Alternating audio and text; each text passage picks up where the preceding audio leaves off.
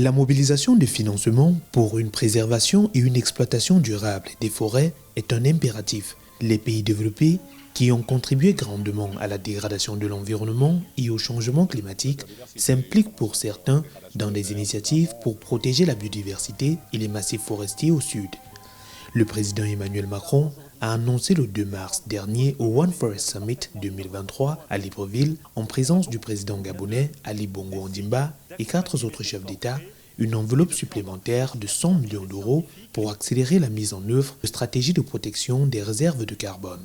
Ce que nous proposons à Libreville, c'est plus d'engagement politique des pays et en échange, plus de financement. Nous allons mettre 100 millions d'euros additionnels à disposition des pays qui souhaitent accélérer leur stratégie de protection des réserves vitales de carbone et de biodiversité dans le cadre des partenariats de coalition positive.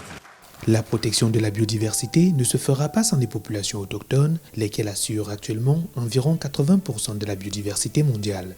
Le plaidoyer est d'associer les populations autochtones au combat, mais aussi de créer une synergie d'action de toutes les couches à même d'impacter la préservation durable de la biodiversité de plus en plus menacée.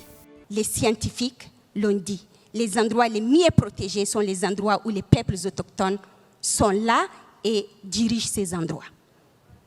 Alors nous voulons ces droits à la terre pour mieux faire notre boulot. Parce que c'est nous les experts. On ne reste pas dans les bureaux, on est sur le terrain pour planter les arbres et pour les protéger.